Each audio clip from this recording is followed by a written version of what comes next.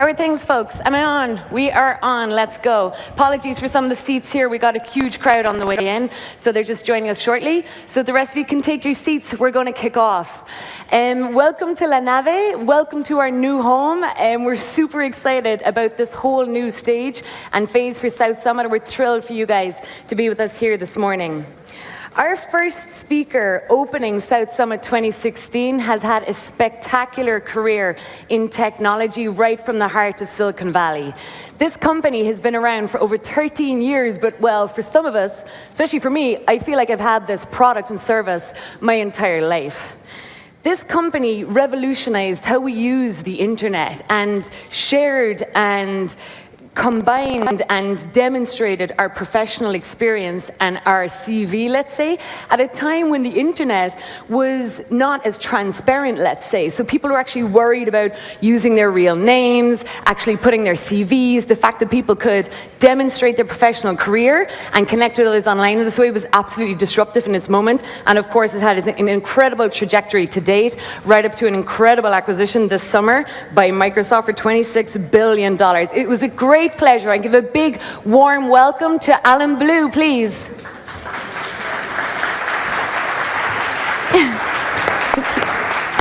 Thanks. Oh, you want to grab a seat here? Good to see you. Nice to see you too. Thank you so much for being here. Right, we'll get settled in here. I'll get you a little drink going. Sounds good. Alan, welcome to Madrid. Thank you. I believe it's your first visit. It is my first visit. I've been here for 2 whole days. So far, so good? So far, so good. I got a chance to go to Toledo, got a chance to wander around the city. Nice. It's been fantastic. Nice. So.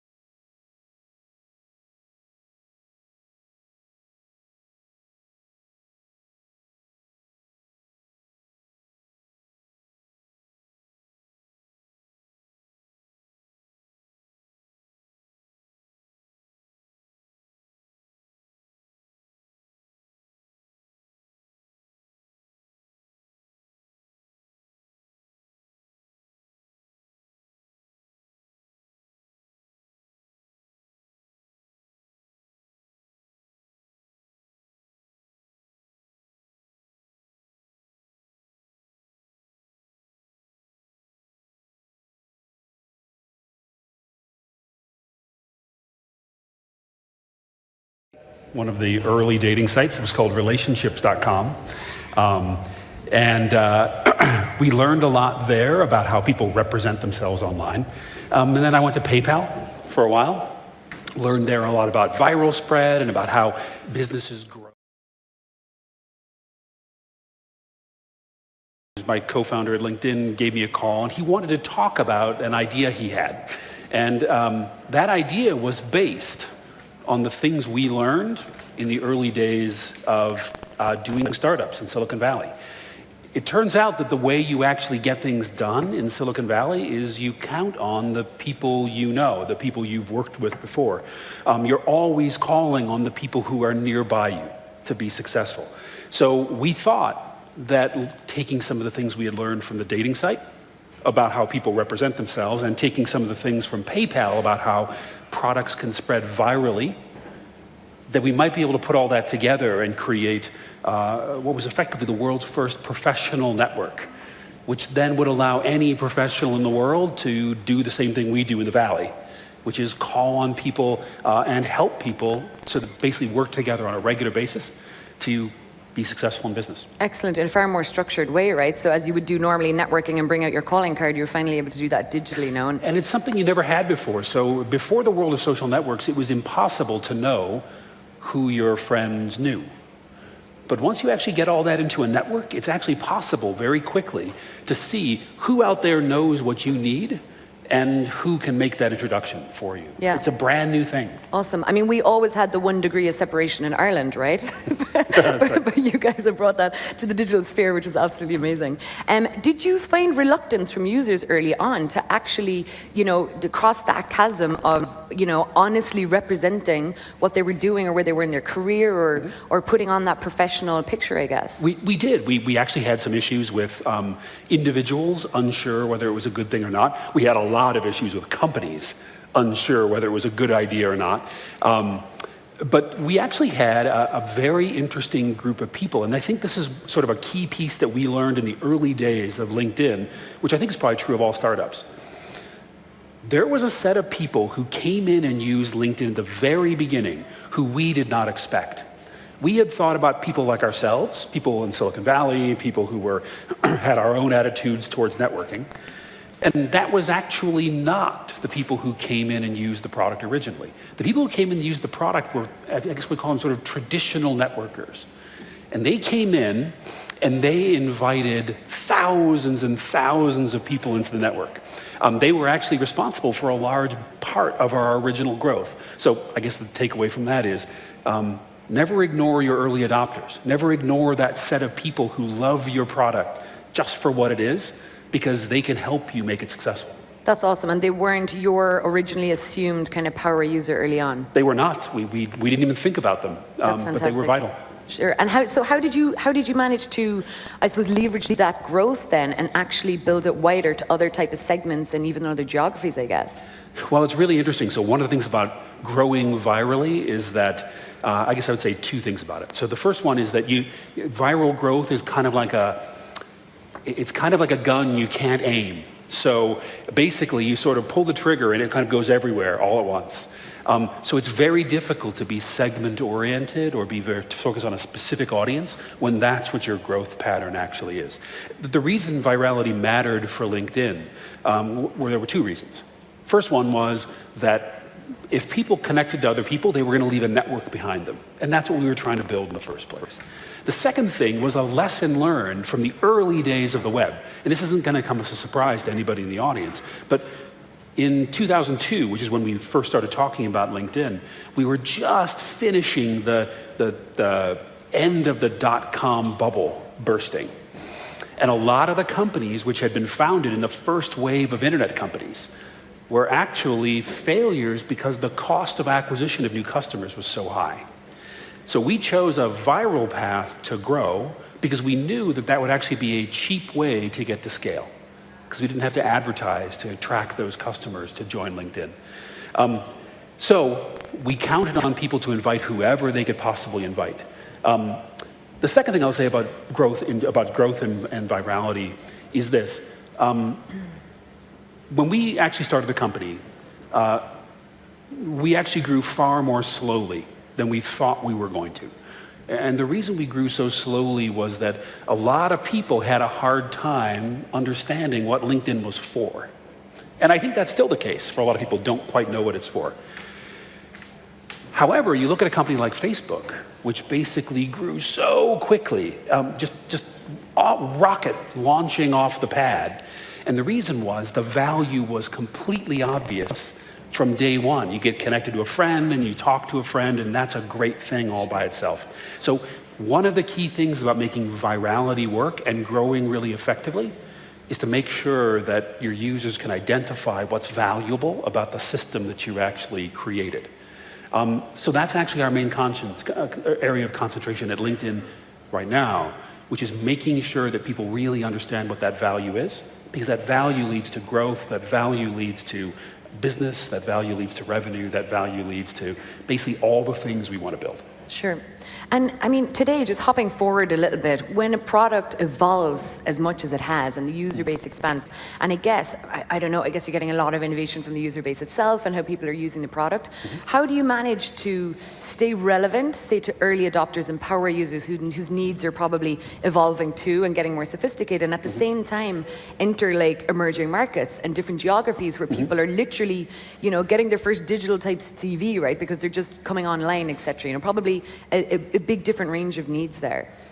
So it's a challenge, and you always have to balance, because You can't, especially if you're building a consumer product, you can't build that product for a different product for hundreds of different segments. It's just not possible to really do it effectively. So I'll always believe that the key piece there is to have a super clear understanding in your own mind about what your value is and what your solution is, and build for that. And your users will see the value in it, and they will follow you. You're sort of setting the tone for what they would understand.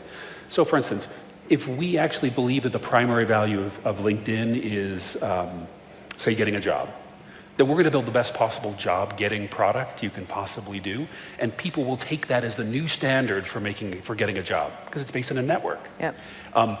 If, however, we try to create 10 different ways of getting a job, not only is that just impossible to manage, it means that users will be confused because they won't even know where to go. It'll be different, it'll be too different for them. So it's too important to actually have a vision for where you really want to go, and then stick with it and deliver the best you possibly can on that thing.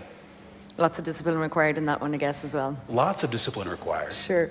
And again, I suppose when you started to see the product really kind of take off and people really engage with it, did you conscientiously then take it overseas, or was it just that people were more internationally networked, or jobs were more mobile, or people were moving around the world looking for different career opportunities? How was that kind of organic or planned, or how did that emerge? It wasn't actually planned. So the funny thing is that LinkedIn was, after 24 hours of operation, after we launched, LinkedIn was 50% Japanese and 50% US.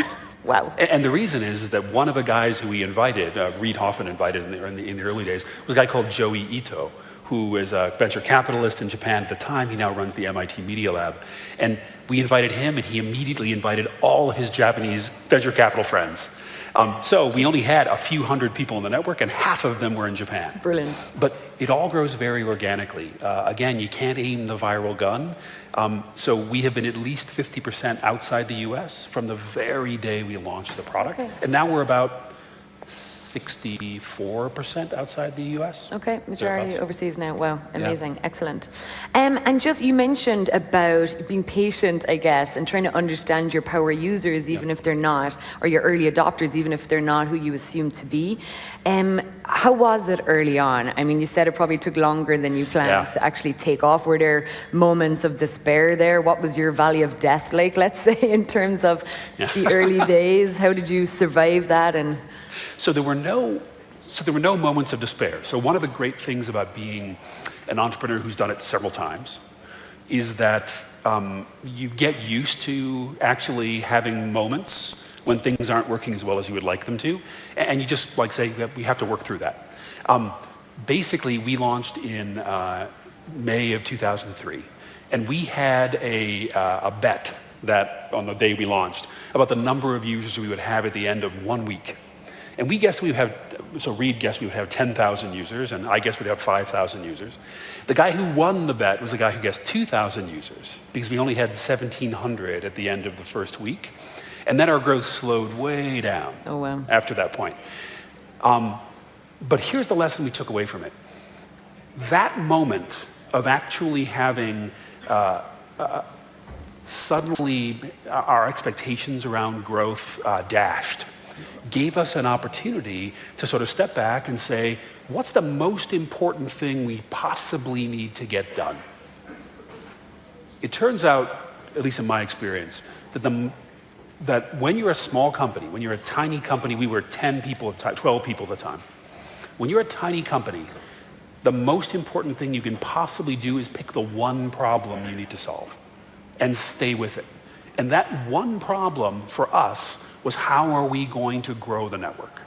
So we literally set everything else we were doing aside. We set aside all of our revenue opportunities. We set aside all of the other products we had in mind. We set aside our thinking about financing. We set everything aside in order to concentrate on that one single thing. And that's really what allowed us to work our way through the first couple of years, get to a couple of million people, because we were maniacally focused on one thing. And how did you structure that? I mean, was that a key metric? Was that onboarding? Was that engagement? So we did all kinds of things. We knew what the thing we wanted to achieve was. We wanted people joining the network, filling out a profile, inviting other people. So in that time, we developed Oh my goodness, 5 or 6 what are now industry standard products. The best known is something we call People You May Know. It's a kind of internal algorithm which says, hey, here are people who are already in the LinkedIn network who you're likely to know. We developed those things along with address book uploading and thousands of experiments on invitations and so forth, because we had one goal in mind. It was the only problem we were trying to solve. Yeah. Yeah, huge discipline again, no, to actually keep that focus. Yep, it's important. The great thing is once you actually get there, then you can expand your horizons, once you've built that core thing. I guess your experience taught you that, no? Because I suppose you clearly understood that before you even consider financing, that you needed to have a product that was demonstrating value, I guess, no, to its users. So you mentioned that you didn't fundraise early on, that I assume you bootstrapped it in the early days, no? So can you tell us a little bit about that journey and that moment that you knew that, okay, we're onto something, we need to put fuel in the tank and take it off? So we self-financed for the first 9 months of operation, thereabouts. And the rule that we were trying to follow back in the day was we wanted to be able to show value to potential future investors. So we didn't actually go out for our round A until we had been operating in the market for about 3 months. So we actually had some early data which indicated what we could possibly be. It wasn't very much data, but it was enough data that we could go talk to a venture capitalist. And we ended up talking to Sequoia Capital in the Bay Area. But we had a little bit of data we could take to those venture capitalists, and it mattered a lot. That's actually kind of standard operating procedure now, but back in the day, people would make their pitches to VCs before they had a product in market. So they had no pitch, they had no information, apart from just like hope for what they might actually be able to do. Wow. So that was learned from experience, for sure. Sure. And was it a difficult environment at that point then, after a crash, or were things starting to show green roots again? And it was a difficult environment, probably in 2001 and 2002. It was a very difficult environment.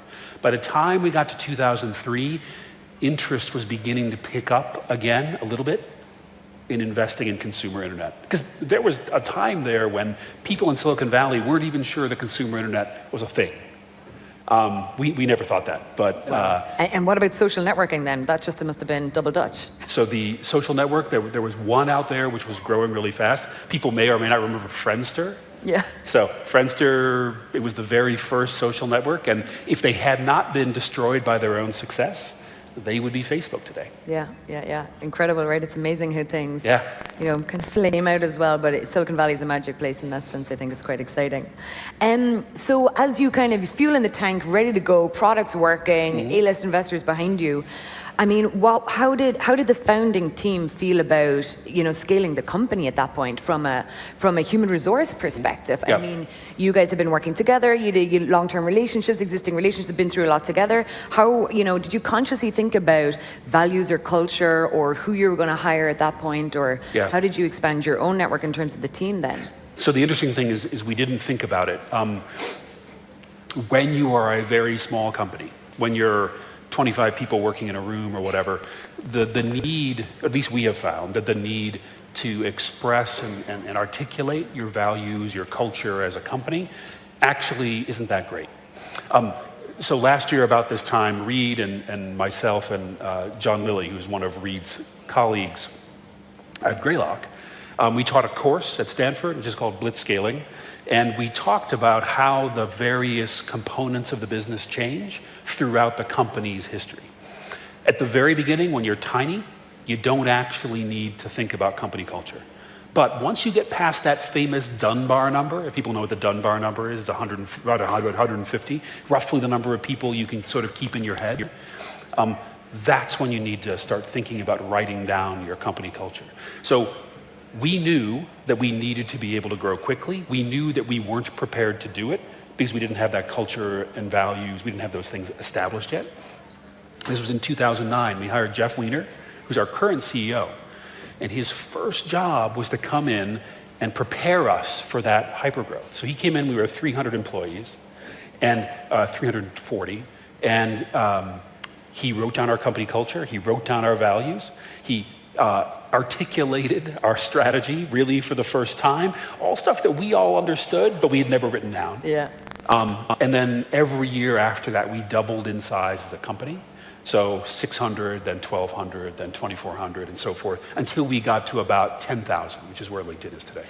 Sure, incredible. And in 2009, was there any like competitive atmosphere in terms of hiring? I mean, Silicon Valley today seems to be really intense, and that's like actually, you know, rippling across the world, even in London and parts of Europe as well. I think we're still pretty lucky here. It's one of the big like selling points in Spain is that there's incredible talent actually available.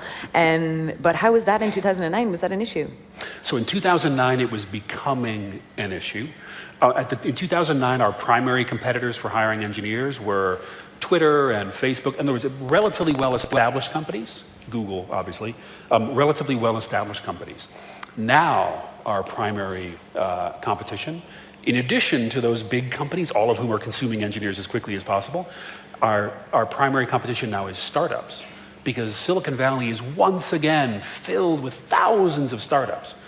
And there are a lot of people who want to get in early on a company. They want to participate from the very beginning. So the thing that we compete on is that company culture that Jeff Weiner he codified in 2009. We can't compete with some companies on comp. We can't compete with some companies in terms of technical stuff, and then people have specific technical focus. But we can compete in terms of the mission we have in the world, and we can compete on the people you're going to be working with. So it turns out to a huge competitive advantage. Excellent, yeah, brilliant. Know how that worked out, because it mightn't have been as conscious at the time, you know, not even understanding what was coming in the future, but it definitely marks your company today. I think it's well known for that, and people are excited about that. And just to touch on another area, and I was interested to hear from you about just your views for, like, most of the audience here are founders today, and there's huge activity here as well as across the world in terms of entrepreneurship and new startups being developed. In terms of opportunities for entrepreneurs today, in the space of enterprise, I mean, you guys started, I guess, as a consumer company, but it's grown so much and evolved so much. It's such a suite of products there. What are your thoughts and ideas, or what's exciting you about like enterprise technology today and the opportunities there? When we started the company, we knew eventually we would be useful in the enterprise. We didn't know quite how that was going to happen. It turned out recruiters were our first market. However, as we went along, we realized that the world of opportunity within enterprise software was actually growing rather than shrinking. So there were companies like Asana and Pivotal Tracker and so forth, which were building tools to be used within the enterprise. Those companies had the same challenges they've always had. How do you get out to a certain number of audiences? How do you build sales channels effectively? How do you make sure that you can price effectively? How do you work with other products? All these questions. During that time, however, things really have shifted. So Salesforce began to create an application platform for developing applications to be connected with Salesforce's products. The same has been done in other companies and other environments. And then Slack came along. And Slack actually created one of the first, well, not the first, but one of the first marketplaces for creating and selling enterprise applications. So now something which used to require building up a huge sales force and a high level of technical excellence in terms of the product you would actually do is beginning to act more like a consumer startup. So it's cheaper to actually get there. So now we don't have to just build consumer products with our lean methodologies. You can actually build enterprise products with those as well, because that space is actually becoming accessible to what we would normally think of as internet entrepreneurs.